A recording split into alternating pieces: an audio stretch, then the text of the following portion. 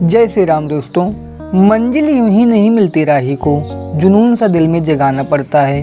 पूछा चिड़ियों से कि घोंसला कैसे बनता है, वो बोली कि तिनका तिनका उठाना पड़ता है। आज के इस वीडियो में हम जस्टिन बीबर की बायोग्राफी के बारे में जानेंगे। उन्होंने कहां से शुरुआत की, उनके लाइफ में क्या क्या प्रॉब्लम्स आई और वो इतने कम उम्र में कैसे इतने सफल व्यक्ति बने।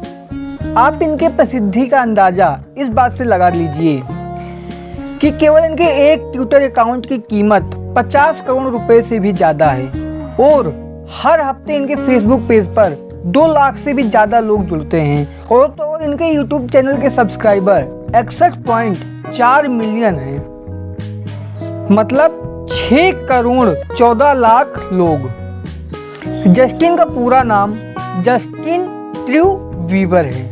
इनका जन्म 1 मार्च 1994 को लंदन ओंटारियो के सेंट जोसेफ अस्पताल में हुआ था।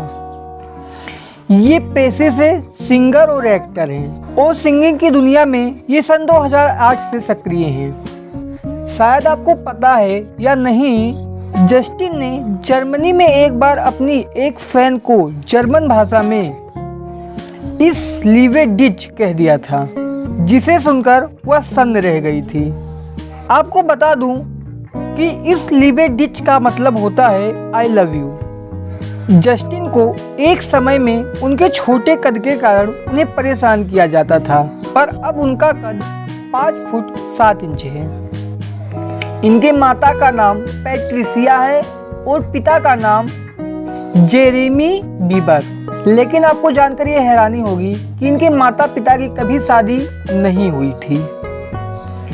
जस्टिन की मां पैट्रिसिया ने अपने माँ बाप के घर रहकर जस्टिन की परवरिश की। पैट्रिसिया ने कई सस्ती नौकरी करके एकल माता के रूप में जस्टिन की परवरिश की। उनकी आर्थिक स्थिति कमजोर थी। जस्टिन ने स्टैटफोर्ड जिन कैथोलिक स्कूल में पढ़ाई की। जस्टिन को बचपन में ही पियानो, ड्रम्स, गिटार बजाना बहुत पसंद था। उनकी मां ने जस्टिन को जब देखा कि उन्हें म्यूजिक में इंटरेस्ट है, तब उनकी मां ने उन्हें सपोर्ट किया और उनके सिंगर बनने में बहुत मदद की। सन 2012 में उन्होंने स्टैटफोर्ड ओंटारियो के Saint Michael Catholic Secondary School से ग्रेजुएशन किया। अगर इनकी लव लाइफ की बात की जाए तो कुछ सालों तक सेलिन गोमेज नाम की लड़की इनकी गर्लफ्रेंड रही, पर सन 2018 में बीबर ने हैली बॉल्डविन नाम की मॉडल के साथ सगाई कर ली। जस्टिन अपने सिंगिंग के शुरुआती सफर में छोटे छोटे मंचों पर गाना गाया करते थे।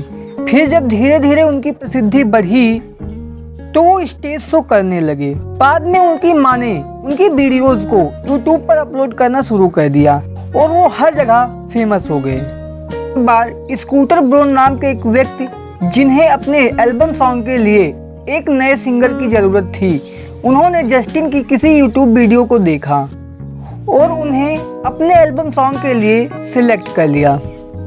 स्कूटर ब्राउन ने जस्टिन की मां से संपर्क करके जब बताया कि उनके बेटे को एल्बम सॉन्ग के लिए सिलेक्ट कर लिया गया है, तब वो बहुत ज़्यादा खुश हुई। स्कूटर ब्राउन ने जस्टिन को असर से अटलांटा जॉर्जिया में मिलवाया और जस्टिन को जल्द ही रेमंड ब्राउन मीडिया समूह में शामिल कर लिया गया, जो असर और ब्राउन का समूह है। जस्टिन का पहला सॉन्ग वन टाइम सन 2009 में रिलीज किया गया और कनाडा के टॉप 10 सॉन्ग्स में अपना स्थान बनाया। उनका पहला एल्बम माय वर्ड, जिसे नवंबर सन 2009 में रिलीज किया गया, वो काफी लोकप्रिय बन गया। जस्टिन ऐसे पहले कलाकार बने जिनका सॉन्ग बिलबोर्ड हॉट 100 की सूची में शामिल हुआ। जस्टिन को आज तक कुल 2 Brit awards, 1 Bombay awards, 18 American music award, 23 teen choice award और 21 MTV यूरोप म्यूजिक अवार्ड मिल चुका है। आपको ये जानकर हैरानी होगी कि जस्टिन को 649 अवार्ड्स के लिए नॉमिनेट किया गया, जिसमें से जस्टिन को कुल 261 अवार्ड्स मिले। जस्टिन का सबसे पॉपुलर सॉन्ग बेबी से जस्टिन को सबसे ज़्यादा लोकप्रियता मिली। बेबी, इंटेंशन, लॉनली, हॉली जैसे ग्रेट सॉन्ग्स से प्रसिद्धि पाई। जस्टिन आज अपने पैशन को फॉलो करने की वजह से इतने फेमस हो गए, इसलिए आप भी अपने पैशन को हमेशा फॉलो कीजिए। और आखिरी में इतना ही कहना चाहूँगा, फ़र्क होता है खुदा और फ़कीर में, फ़र्क होता है किस्मत और लकीर में। अगर कुछ चाहो और ना मिले तो समझ लेना कि कुछ और अच्छा लिखा है तकदीर में। जय बजरंगबली, जय हनुमंता।